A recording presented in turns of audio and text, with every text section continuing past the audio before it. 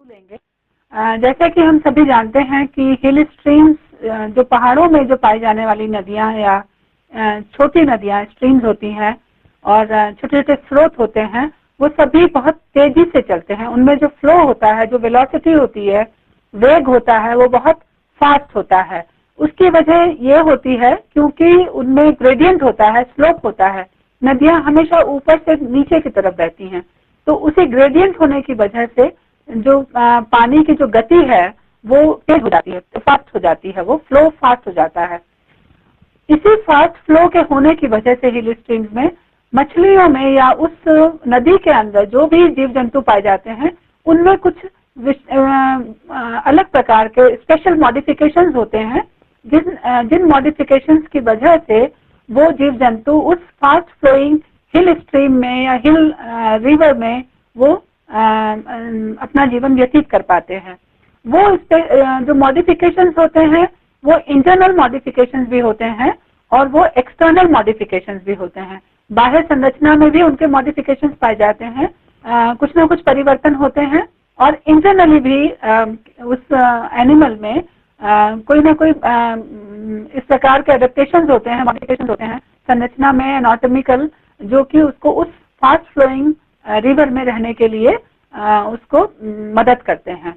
तो क्योंकि हमने यहाँ पर फिशेस को लिया है, ये टॉपिक हमारा फिश के ऊपर है, तो लिहाजा आज हम फिश के मॉडिफिकेशंस के बारे में बात करेंगे कि वो पहाड़ी नदियों में पाए जाने हेतु उनमें क्या मॉडिफिकेशंस होते हैं। तो ये मॉडिफिकेशंस मुख्य रूप से मछलियों में उनके स्मॉल साइज को लेकर के होते हैं, और उनमें और दूसरे प्रकार के एडहेशन, उनके जिस सतह पर, जिस जगह पर वो पाए जाते हैं, वहां पर जो भी उनको बेस मिलता है, चाहे वो एक पत्थर हो, चाहे वो किसी नदी का किनारा हो, चाहे वो बड़ा रॉक हो, बोल्डर हो, पेबल्स हो, जो भी हो, उनमें जो चिपकने के लिए, उनको उससे एडहेयर करने के लिए जो भी उनमें अलग प्रकार के स्ट्रक्चर्स पाए जाते हैं, जो दूसरे मछलियों में नहीं होते, जो कि नीचे पानी में जो other than the hill streams हैं, उनमें पाए जाते हैं। तो ये एक अलग प्रकार का एक मॉडिफिकेशन है, the organ for the adhesion और organ for the attachment with the substratum, जो कि हिल स्ट्रीम फिशेस में पाया जाता है। दूसरी एक और चीज जो एक जनरल पॉइंट है इसमें, वो ये होता है कि मछलियां किसी भी अपने वातावरण में, जिस पानी में वो हैं, उसमें वो दो प्रकार से उनका जीवन व्यतीत होता है। एक तो वो परमानेंटली वहीं रहती हैं, और एक दूसरा वो कुछ समय के लिए उस पानी में आती हैं, चाहे उसके लिए कोई वो जो उनका माइग्रेशन होता है, that is always for some purpose, may be that is due to the breeding purpose और for the feeding purpose, it may be anything else. और बट दूसरे प्रकार की जो मछलियां होती हैं वो परमानेंट रेजिडेंट के रूप में, जो कि मुख्य रूप से आज हमारा इस लेक्चर का विषय है, I'll talk about the permanent resident of the hill streams and rivers which are found in the mountainous area.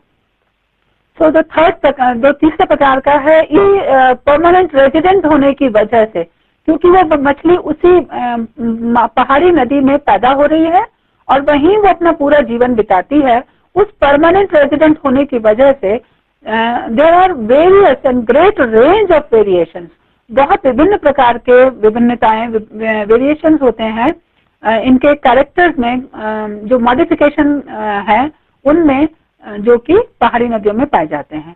तो पहाड़ी नदियों में पहाड़ी नदियों में रहने के लिए उन मछलियों में कई विभिन्न प्रकार की वेरिएशंस पाए जाते हैं, जिनका कि रेंज काफी अच्छा खासा होता है। Then there is I have mentioned some names, the people or the scientists or the fishery scientists who have worked on the different hill stream fishes. So 1960 के दशक से लेकर के आज तक इसमें कई लोग हैं, कई मेन, मैंने कुछ साइंटिस्ट के नाम मैंने यहाँ पर लिए हैं। इसके अलावा भी और बहुत सारे फिश साइंटिस्ट ऐसे हैं जो आज भी इस फील्ड में काम कर रहे हैं हिल स्ट्रीम फिशेस के ऊपर, जिनमें होरा है, मेनन है, Lal et al, Ganguly and Datta, Jayaram, Badola, Singh et al and Nautiyal and others work, they are working on hill stream fishes. So ये थोड़ा सा मैंने जनरल सा व्यू आपको हिल स्ट्रीम फिशेस के बारे में दिया है। यहाँ पर दो अलग अलग ग्रुप्स हैं हमारे पास जो मुख्य रूप से हिल स्ट्रीम फिशेस के अंतर्गत आते हैं। एक ग्रुप ऑफ फिशेस पाया जाता है ऑर्डर सिप्रिनिफॉर्मिस के अंतर्गत, जिसमें फैमिली है सिप्रिनिडी। इसके अगर हम एग्जाम्पल्स देखते हैं तो जेनेरा मैंने दिए हैं, स्पीशीज नहीं यहाँ पर आपको मेंशन किया है। जेनेरा में है गारा, बैलिटोरा, शाइजोथोरैक्स, नेमाकुलस, बेरिलियस, बार्बस, क्रॉसोचिलस, भवानिया, सिलोरिंकस एंड दी पैरासिलोरिंकस। तो ये कुछ नाम हैं जो सिप्रिनिडी फैमिली की फिशेस हैं जो मुख्य रूप से पहाड़ी नदियों में या तालाबों में पाई जाती हैं। तब इसके अलावा एक और दूसरा ऑर्डर की कुछ ग्रुप ऑफ फिशेस हैं जो कि पहाड़ी नदियों में पाए जाते हैं, जिसमें आता है siluriformes. Order is siluriformes and the family is sisoridae. इसके अंतर्गत जो विभिन्न जेनेरा हैं, जो हमारे मछलियां हैं जो पहाड़ी नदियों में होती हैं, वो हैं ग्लिप्टोस्टर्नम, ग्लिप्टोथोरैक्स, सिडोकिनिस, लेगुरिया and रिस्थेस्टिस। So these are the various names of the different genera which are found in the hill streams, especially in the and in the mountain streams or the rivers. Here I have mentioned some names of the species names of some fishes which are found in the Nepal-Bihar border area, जिसमें आपकी कोसी हो जाती है, काली नदी आ जाती है, then there is गंधक is there। तो इनमें जो नदियां, इन नदियों में जो हिल स्ट्रीम फिशेज पाई जाती हैं, they are Labiodarchilus, Puntius stereo, then Gara gutila and Sternorhynchus and Lepidophalus anandalae and the Nemaculus rupicula। ये कुछ नाम हैं एक्सक्लूसिवली विद द स्पीशीज जो कि नेपाल बिहार बॉर्डर एरिया में, या कुछ ऐसी नदियां जो स्पेशली इस एरिया में बॉर्डर एरिया में बहती हैं, उनमें ये पाई जाती हैं। ये सभी पहाड़ी नदियों में पाई जाने वाली मछलियों के नाम हैं। Then comes what are the various conditions actually which are responsible for these modifications and or the adaptations in the hill stream fishes। ऐसी कौन सी परिस्थितियां हैं, ऐसा कौन सी कंडीशंस होती हैं वातावरण में या पानी के अंदर, जो ऐसा कौन सा किस तरीके की अलग उनकी कंडीशंस हैं जिनकी वजह से इन नदियों में पाई जाने वाली मछलियों में ये एडेप्टेशंस होते हैं। थोड़ा सा इनके बारे में हम एक जनरल सा व्यू लेंगे। जैसे कि नंबर 1 पे आता है because the water current is very fast and strong. जैसे मैंने आपको बताया कि ग्रेडियंट होता है। पहाड़ी नदियां आप देखेंगे कि ऊपर से जब उनके सोर्स हेड वाटर से जब वो नदियां निकलती हैं तो एकदम से कई जगह पर वो नदियां जो हैं वो स्लोप में ही बहती नीचे तक चली जाती हैं। तो अगर हम अलकनंदा की ही लें तो अलकनंदा जहां से निकल रही है वहां से ऋषिकेश तक आने में बहुत जगहों पर आप देखेंगे पूरा whole of the stretch is like sloppy area. तो इस वजह से क्या होता है, पानी जब ऊपर से नीचे गिरता है तो उसका करंट फास्ट हो जाता है एंड स्ट्रांग भी हो जाता है तेजी से। इस वजह से भी ये एक बड़ी ही इम्पोर्टेंट वाट कंडीशन है, वाट इकोलॉजिकल फीचर है, जिसकी वजह से हमारी मछलियों में जो पहाड़ी नदियों में जो मछलियां पाई जाती हैं उनमें चेंजेस आते हैं या उनमें मॉडिफिकेशंस होते हैं। दूसरा जो एक मुख्य रूप से पाया जाता है वो ये कि अगर हम किसी भी इकोसिस्टम के फूड वेब को देखते हैं, वाटर इकोसिस्टम के फूड वेब को अगर हम स्पेशली देखते हैं, तो हम जानते हैं कि जो छोटी मछलियां होती हैं वो इंसेक्ट्स को खाती हैं। और अगर हम पहाड़ी नदियों को देखते हैं स्पेशली, तो पहाड़ी नदियों में इंसेक्ट्स या उनके लार्वे बहुत ही रेयरली पाए जाते हैं। जनरली वहां पर फ्लो इतना तेज होता है कि वहां पर इंसेक्ट्स नहीं पाए जाते, वहां पे उनके लार्वे जो है उनके लाइफ साइकिल्स जो है वो कंप्लीट नहीं हो पाती, वो इतने फास्ट फ्लो में वो बह जाती हैं, वो रिटेन नहीं कर पाती उस पानी में। तो इस वजह से क्या होता है कि जो भी फूड मटेरियल ऐसी नदियों में पाया जाता है वो हमेशा बेंथिक फॉर्म में पाया जाता है। Benthic means it is always attached with the substratum, चाहे वो पत्थर होगा, चाहे वो कोई बोल्डर होगा, इतने भी रॉक, इतने भी स्टेम, ट्विग, कोई भी टहनी हो सकती है, एनी पत्ता हो सकता है, लीफ हो सकती है, it may be any payable और small boulders and the main means it may be anything, पर वो हमेशा होगा हमेशा attached form में, it will be always in a attached form, attached with the substratum. So this condition is called as benthic. When it is not, if it is flowing, it is called planktonic. If it is attached, then it is called benthic. So food material is always found in the benthic form. ये एक बड़ा ही अलग सा feature है जो कि हमारे हिल streams में पाया जाता है. तो जो मछलियां होती हैं उनको इस बेंथिक फूड को लेने के लिए उनमें अकॉर्डिंगली उनमें चेंजेस, उनके स्ट्रक्चरल चेंजेस उनके अंदर पाए जाते हैं. Then third one is they require shelter. पानी इतना तेज होता है, इतना फास्ट करंट होता है कि जो मछली होती है उसको अपने शेल्टर के लिए, अपने उसको किसी भी चीज के लिए, there are various physiological activities for which a fish requires the shelter. चाहे वो बड़े बड़े पत्थरों के नीचे कहीं अंदर छुप करके वो रहना, उसके लिए for breeding purposes it is required.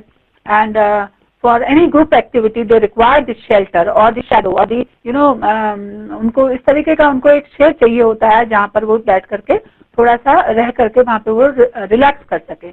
So they require shelter, which is very, it is not as easy to get a shelter place in a hill streams because the flow and the velocity is very strong, is very fast. So क्या होता है कि उसकी वजह से भी shelter पाने के लिए भी उनको इतने फास्ट करंट में अगर वो अपने आप को रिलैक्स करना चाहती हैं तो उस वजह से भी उनको कुछ स्पेशल ऑर्गन्स उनको अपने अंदर पैदा करने होते हैं, स्पेशल स्ट्रक्चरल मॉडिफिकेशन उनके अंदर होने चाहिए जिसकी वजह से वो ये ले सकें, शेल्टर ले सकें, रिलैक्स कर सकें for its various physiological activities. Then the next one is they have to bear intense sunlight. हम सब जानते हैं कि जो पहाड़ी नदियां होती हैं वो शैलो होती हैं, they are not deep because the पानी जब ऊपर हेड वाटर से निकल रहा है तो वो बहुत छोटी सी धारा के रूप में होता है. तो सबस्ट्रेटम से लगता लग पानी जो है वो रिवर बेड जो है या स्ट्रीम बेड है उससे बहुत ही शैलो फॉर्म में जो है पानी नदी बहती है. तो उस शैलो की वजह से क्या होता है कि जो सनलाइट है, पहाड़ों में वैसे भी सनलाइट जो है वो एकदम स्ट्रेट हम मानते हैं और वो काफी तीखी भी तेज भी होती है. तो सनलाइट जो होती है वो इंटेंस हो जाती है. तो जो भी मछलियां उस पानी में पाई जाती हैं उन मछलियों को के अंदर ये कैपेसिटी होनी चाहिए, ये एडेप्टेशन होना चाहिए जो उस इंटेंस सनलाइट को बियर कर सके, क्योंकि उनके पास कोई दूसरा रास्ता नहीं होता कि वो जाकर के थोड़ा गहराई में चली जाए जिसकी वजह से उनको इंटेंस सनलाइट को सहन ना करना पड़े. अगर रिवर गहरी है, कोई भी नदी गहरी है तो उसमें फिश थोड़ा सा सरफेस पे रहती है और कुछ समय के बाद में हो सकता है उसको जरूरत अगर पड़ती है तो वो रिवर के गहराई में चली जाती है. बट ऐसा कुछ भी हिल स्ट्रीम फिशेस के साथ में नहीं होने पाता because they are the rivers are the shallow or the streams are the shallow. So they have to bear the intense sunlight and that's why they have to develop. There is a necessity for a fish to develop or to modify some structure accordingly. And the next is the dissolved oxygen is comparatively high. ये हम सब जानते हैं पानी जितना साफ होता है, सनलाइट जितना ज्यादा पानी को मिलती है उतना ज्यादा जो है पानी में फोटोसिंथेसिस की प्रक्रिया ज्यादा होती है. अच्छा, और दूसरी चीज क्या है कि फास्ट करंट है, स्ट्रांग है, टॉरेंशियल भी पानी होता है. टॉरेंशियल में क्योंकि बोल्डर्स होते हैं छोटे छोटे और बड़ी बड़ी रॉक्स भी होती हैं, पानी उनसे बहता हुआ तेज स्लोप में जब नीचे आता है तो उससे क्या होता है जब वो उस पत्थर से टकराता है तो नीचे का पानी ऊपर और ऊपर का पानी नीचे, इस तरीके से साइकिल जो होती है बहुत फास्ट हो जाती है. उसकी वजह से क्या है कि पूरे पानी में ऊपर से सतह से लेकर के स्ट्रीम बेड तक या रिवर बेड तक जो पानी होता है उसमें ऑक्सीजन अच्छे से घुल जाती है और ज्यादा होती है क्योंकि शैलो रिवर है, गहरी नहीं है. जहां तक सनलाइट पूरे रिवर बेड तक सनलाइट जा रही है तो इस वजह से जो पानी के अंदर जो ऑक्सीजन घुलनशील होती है वो बहुत ज्यादा होती है if we compare it with the other streams which are found in the plain area. So these are the various conditions of hill streams, of hill rivers, mountainous rivers where the fishes are found. So किसी भी fish को इन पूरी conditions को fulfill करने के लिए जो जो modifications की जरूरत होती है वो सब इन fishes में पाई जाती है जो कि mountainous water में या rivers में होती हैं. Then Then the next comes the modification and adaptations in the hill stream fishes. अब हम इनकी बात करेंगे कि वो कौन कौन से मॉडिफिकेशंस होते हैं, कौन कौन से एडेप्टेशंस होते हैं इन फिशेज में जो उनको एक्सक्लूसिवली ठंडे पानी में रहने के लिए या माउंटेनियस रिवर्स में रहने के लिए उनको सक्षम बनाते हैं. Then the first one is the external shape and form of the body. इसमें अगर आप ध्यान से अगर आपको कभी इन मछलियों को देखने का मौका मिले तो आप पाएंगे कि जनरली डॉर्सोवेंट्रली फ्लैटेंड बॉडी, इनकी जो बॉडी होती है वो बिल्कुल फ्लैट होती है. Flat means that is dorsoventrally it is flat which becomes leaf like and means बिल्कुल फ्लैट होने की वजह से वो बहुत पतली हो जाती हैं. And in highly specialised forms example glyptothorax so and the pseudokinis and Garagutala. This is a glyptothoric fish. You may see that how दोनों तरफ से, इस तरफ से भी और इस तरफ से भी, दोनों तरफ से ये फिश ऐसे चपटी हुई है. तो जिसकी वजह से क्या होता है कि जो इसका फ्रंट होता है वो भी बिल्कुल बोट शेप में ये फिशेज हो जाती हैं.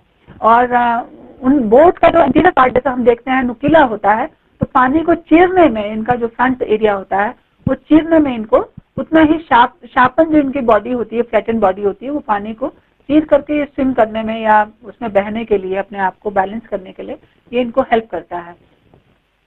Head is small in size, head is small in size and semi circular. आप देखिए इनका जो सर है वो छोटा है और सेमी सर्कुलर टाइप का होता है. अगेन फिर मैं वही कहूंगी कि पानी को काटने के लिए ये उनको हेल्प करता है.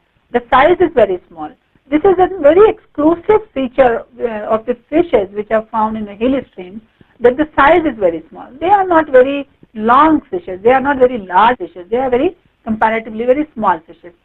अगर आपको आगे देखने को मिलेगा कि 5-6 सेंटीमीटर तक इनकी हाइट हमें लेंथ जो है इनकी हमें वो प्राप्त होती है. तो 5-6 सेंटीमीटर अगर हम कंपेयर करें दूसरे फिशेज से तो is a very small size. Then next is the position of mouth and lips. इनके जो पूरा का पूरा इनका जो बॉडी में जो फिशेस होती हैं हिल स्ट्रीम फिशेस, पूरी बॉडी में इनके मॉडिफिकेशंस होते हैं. These are all external modifications. अभी हमने बॉडी शेप की बात की, अब हम देखते हैं माउथ एंड लिप्स. तो आप यहाँ पर देखिए ये इस फिश का माउथ आपको दिखाई दे रहा है. This is again the mouth. तो mouth is usually shifted to ventral side of snout. अगर ये स्नाउट ये वेंट्रल साइड है, this is I think nemacheilus. तो अगर हम इसको देखते हैं तो इसका this is the ventral side, ये इसका फिश का डॉर्सल साइड है. जो इनका माउथ होता है, mouth is usually shifted to ventral side of snout far behind the anterior end. Anterior end से थोड़ा सा अंदर की तरफ होता है, इधर नीचे की तरफ थोड़ा सा दूर होता है. And not transverse opening at the anterior and. Generally यहीं पर ही आगे पर ट्रांसवर्स ओपनिंग होती है फिशेज में, जो कि हिल स्ट्रीम्स में निकाल जाती है. आप देखिए थोड़ा नीचे की तरफ है एंटीरियर एंड इसका ये वाला पार्ट हुआ. तो it's not here, it's rather simply it's here. So and the next is the mouth is semi circular और crescent shape having thick lips. So you may see here the thick lips. आप आगे भी और slide में देखेंगे कि कितना इनके मुंह जो लिप्स होते हैं, they are very thick and strong jaws with horny covering for scraping food from the bottom. जैसे कि मैंने आपसे बताया कि ये जो फिशेस होती हैं ये बेंथिक फूड को लेती हैं क्योंकि वही पाया जाता है. तो बेंथिक माने सबस्ट्रेटम के साथ में जो कि चिपका हुआ है, उस चिपके हुए फूड को जो कि जनरली डायटम्स या और छोटी छोटी चीजें होती हैं, एल्गी होती है जो हर्बीवोरस फिशेस होती हैं, उनमें ये मुख्य रूप से पाया जाता है. तो ये जो है ये उसको स्क्रैप करते हैं. तो स्क्रैप करने के लिए जनरली आप पढ़ रहे हैं कि हॉर्नी कवरिंग, स्ट्रॉन्ग जॉज होते हैं, दे हैव हॉर्नी कवरिंग्स होती हैं, जिसकी वजह से ये उस फूड को जो कि बॉटम के साथ में चिपका हुआ है उसको स्क्रैप कर सकते हैं. Then in nemacheilus the lips are modified to form sucker. ये आपको आगे भी दिखाते हैं इस प्रकार से इस फिश में. ये देखिए आप, ये निमैकुलस है. So this is their lips, the lips are modified to form sucker. ये आपको दूसरी फिश आपको दिखती है जिसमें कि दिस इज बैलिटोरा. बैलिटोरा में आप ये सब बड़े आराम से आपको ये सब बिल्कुल क्लियरली दिखाई दे रहा है that how the adaptation is taken place. This is lips are cut to form tentacular processes and form an effective sucker capable of adhesion. इस शक्कर की मदद से, ये आपको जॉर्ज भी दिख रहे हैं, एंड ये इस शक्कर की वजह से क्या होता है कि ये सबस्ट्रेटम के साथ में बड़े आराम से ये चिपक भी सकती हैं, अपने आप को एडहेयर कर सकती हैं, एंड ये अपना बेंथिक जो फूड है उसको भी ये with the help of this honey covering of the jaw, they can scrape out the food from the bottom also. Then next is the structural modification comes in the eyes. Now eyes are reduced in size as the larger eyes are not favorable in the fast flowing streams with intense light and situated on upper surface of head close to each other. This is an example of the cryptothorax. आप देख सकते हैं कि आंखें जो हैं वो इनकी they are very बहुत ही छोटी छोटी आंखें होती हैं, they are very close to each other and upper side में होती हैं, क्योंकि इतने फास्ट फ्लो में उनकी आंखें जो हैं वो उनको बहुत ज़्यादा बड़ी कॉन्स्पिक्यूअस आइज की जरूरत नहीं पड़ती है, वो ज़्यादा दे आर नॉट समटाइम इतना फास्ट फ्लो होता है कि उनको, और इतनी इंटेंस लाइट होती है कि उनकी आइज जो होती हैं वो रिड्यूस फॉर्म में पाई जाती हैं, they are not very conspicuous as it is not needed, that's why they are reduced. So the next is the gill openings and the branchioosteal rays. Gill slits generally they are very reduced in size. पानी में इतना तेजी से, जैसे fish रहती है वो पानी में अपना मुंह खोल देती है, पानी जो है वो उसका सीधा मुंह में आ रहा है और गिल स्लिट से बाहर निकल रहा है, तो ऑक्सीजन इतनी ज्यादा होती है कि उनको बहुत ज्यादा उसको पानी को रिटेन करने की जरूरत नहीं पड़ती, वो जैसे ही आता है वैसे उसका इतनी ज्यादा ऑक्सीजन उनको मिलती है कि बहुत लंबे समय तक के लिए उनको पानी को अपनी बॉडी को या फास्टली उनको अपने गिल स्लिट्स को उनको यूज करने की जरूरत नहीं होती है, जो मूवमेंट्स होते हैं they are comparatively slow, so that is why the gill slits are reduced in size and present along the sides of the body also. They are not extended beyond the base of the pectoral girdle. Then the second is the branchioosteal rays जो होती हैं, ये they are the support system होता है ये for the gills and it is in between the mouth and the their gill part, and membranes are very much reduced. Obviously when the gill slits are reduced, the branchioosteal rays are also very much reduced because of reduction of gill slits. Sometimes the ridges and grooves are also found on these rays. कभी-कभी किन्हीं fishes में, हिल stream fishes में हमें इनमें ridges and grooves भी देखने के लिए मिलते हैं ब्रैंकियोस्टील रेज में. Maybe that is helpful in the substrat with the adhere with the substratum. So then next is the barbel. This is Pseudocynus fish. You may see the various barbels which are coming out from the interior end of the fish near the mouth. So size is much reduced, short, thick and fleshy. बहुत fleshy से होते हैं, thick होते हैं, मोटे होते हैं, and they provide additional surface for attachment to stones and rocks. Obviously इनके thick और fleshy होने की वजह से ही fish जो होती है वो attachment के लिए अपने आप को helpful पाती है. Then next is this is the adhesive apparatus. Now this is this adhesive apparatus again to adhere with the substratum. There are various adhesive apparatuses which are found in the fish. Adhesive apparatuses is a modification of skin surrounding mouth. ये आप देख रहे हैं यहाँ पर adhesive apparatuses हैं. ये mouth है इसका, ये वाला माउथ है, ये adhesive apparatus पाया जाता है. यहाँ पे छोटा सा लिखा भी है. You may see here also. This is the mouth. आप देख रहे हैं ये लिप्स इसके कितने ज्यादा सर्कल शेप में इसके लिप्स हैं, आप ये भी देख रहे हैं. And this is the adhesive apparatus. So it is present in form of disc located posterior to mouth. Yes, it is like this one. Then it consists of a central callus plate. It works as an efficient organ of adhesion based on the suction principle.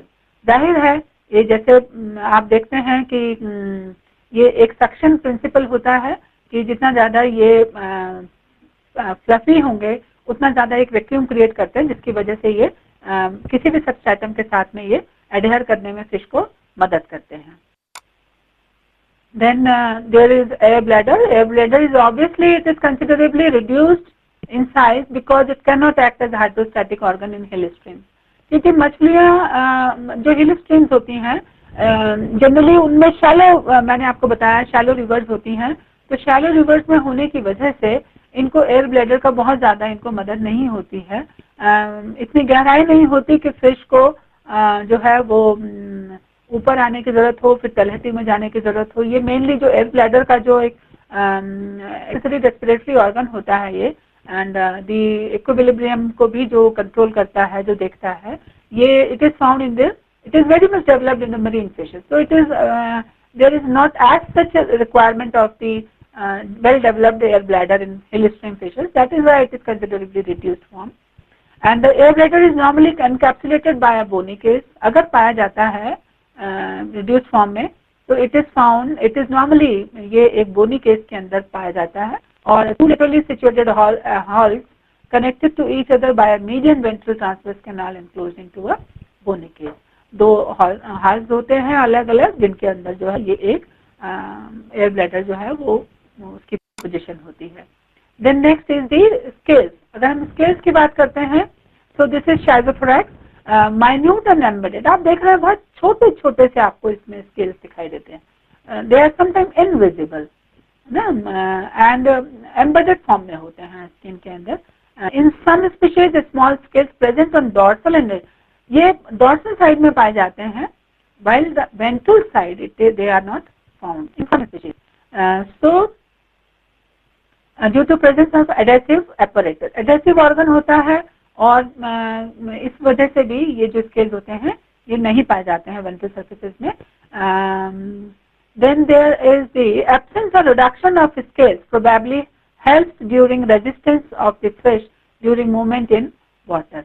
इनका जो ना होने से, अगर ये scales ज्यादा होते हैं तो ये वाटर में एक रेजिस्टेंस पैदा करते हैं अगर फिश मूव करती है, तो स्केल्स का कम होना इसको एक further, it is a structural modification through which a fish can swim in water, fast flowing water in a good manner. तो ये भी आप स्केल्स भी इसका एक ऐसा फिनोमिना है जो कि इसका स्ट्रक्चरल मॉडिफिकेशन है, स्केल्स का कम होना या एम्बेडेड फॉर्म में पाया जाना, छोटा होना, जो कि फिश को हिल स्ट्रीम में रहने के लिए मदद करता है, and also not found on the ventral surface. Then fins, अब अगर हम इनके फिन्स की वजह से, बैलिटोरा फिश, आप देख रहे हैं कितनी खूबसूरत फिश है ये, और अगर हम इसको देखते हैं फिन्स के अगर हम बात करेंगे, तो outer as of fins becomes thick, you must be watching the thickness of this fin, these fins, pectoral and pelvic fins, and develop ridges.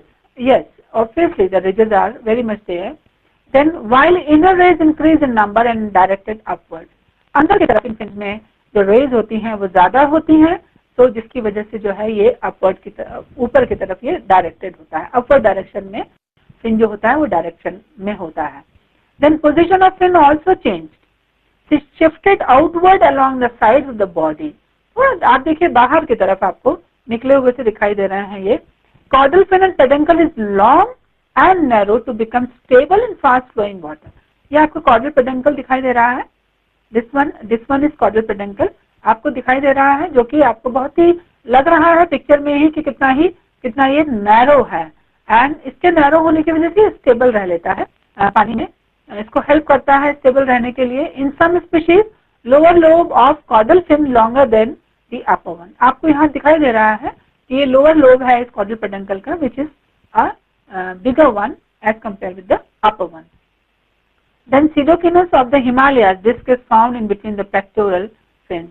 ये एक फिश यहाँ पे लिखी है जिसमें कि आप को ये दिखता है कि जो इनके पेक्टोरल फिन्स हैं, पेल्विक फिन्स हैं, इनके बीच में एक डिस्क पाई जाती है, अगेन जो कि इसको हिल स्ट्रीम में रहने के लिए मदद करती है। ये this is the in between here is the disc which is found.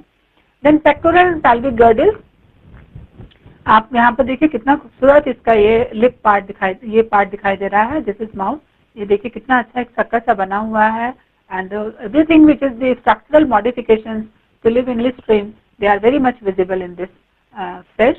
Now if I say about something about the pectoral and pelvic girdles, so fusion of several bones in pectoral girdle to provide strength.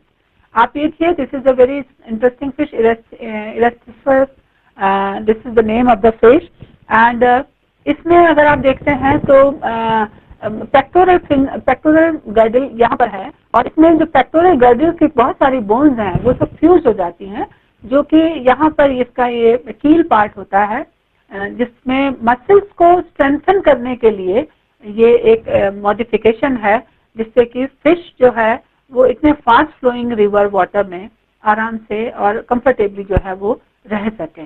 So keel like elevated ridges are present on the ventral surface. ये keel like एक elevated इसका यहाँ पे ridge होता है, जो कि उसको ventral surface में, जो कि clavicular bones के से मिलकर के बनता है, and इनके ऊपर होता है, and that provides suitable attachment to their muscles.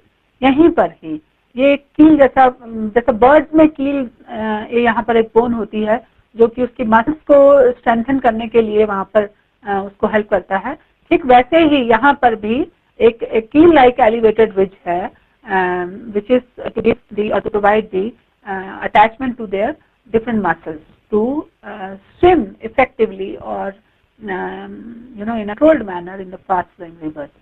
Then there are adductor and abductor muscles attached to the girdles are well developed. ना जितनी ज्यादा गर्डल्स होंगी जितनी ज्यादा मसल्स होंगी उतनी ज्यादा इनकी गर्डल्स जो होती हैं वो मजबूत होती हैं, जिसकी वजह से फिश जो है नदी में अच्छे से तैर लेती है फास्ट फ्लोइंग रिवर्स में। Then special muscles on pelvic girdle, ऐसे ही पैल्विक गर्डल में भी इनकी स्पेशल मसल्स होती हैं जो कि इनको नदी में रहने के लिए मदद करती हैं। Then there are some internal adaptations also. मैं मुख्य रूप से इसके एलिमेंट्री कैनाल की बात करूंगी, जैसे कि एक ही फिश है ग्लिप्टोथोरैक्स पेक्टिनोप्टेरस, जो कि कार्निवोरस फिश है। कार्निवोरस फिश होने की वजह से ये कार्निवोरस है, इसलिए ये flesh eater fish, flesh eater हम इसे बोलते हैं। तो ये जो फिश है मेनली ये इसके अगर हम एलिमेंट्री कैनाल को देखते हैं तो ये छोटी होती है, it is not too long. और गारागोटाइला जो कि एक हर्बीवोरस फिश है, इसकी जो एलिमेंट्री कैनाल होती है वो काफी बड़ी होती है। वैसे ये एक कॉमन फिनोमिना है कि हर्बीवोरस जो भी हैबिट्स होती हैं उनमें एलिमेंट्री कैनाल बड़ी होती है, एंड जो कार्निवोरस एनिमल्स होते हैं उनके एलिमेंट्री कैनाल छोटी होती है। So this is same is found in the hill stream fishes also. Now something about the origin of hill stream fishes. अगर हम इनके origin की बात करते हैं कि hill stream fishes का origin कैसे हुआ, तो ये माना जाता है या ये फाइनली समझा जाता है, originally living in the sluggish water of the plains, slowly ascended the fishes in search of food and shelter, then acquire characters making them suitable for living in the hill stream. पहले क्या था कि ये जो मछलियां थी ये sluggish water में पाई जाती थी प्लेन्स के, जो कि धीरे धीरे पहाड़ों पर चढ़ती चली गई, उनमें माइग्रेशन हुआ, they moved from the low plain area to the hill area and just for the searching their food and shelter and breeding habits, and finally then they acquired some characters, some उनमें कुछ modifications हुए, adaptations हुए, जिसकी वजह से they were suitable for living in the hill streams. Then the second is no possibility of reaching these fishes in hill streams accidentally. ऐसा कोई भी evidence नहीं मिलता है जिसकी वजह से, या ऐसा कोई possibility नहीं हमारे फिशेज साइंटिस्ट लोग कहते हैं कि जिसकी वजह से ये फिश जो है वो अचानक से एक्सीडेंट वाइज जो है ये ऊपर हिल स्ट्रीम्स में चली गई और वहां जाकर के फिर ये ग्रो करी एंड फर्दर ये वहीं रहने लगी। इस तरीके का कोई भी हमें एग्जाम्पल नहीं मिलता है। थैंक यू वेरी मच, आपने ये लेक्चर सुना।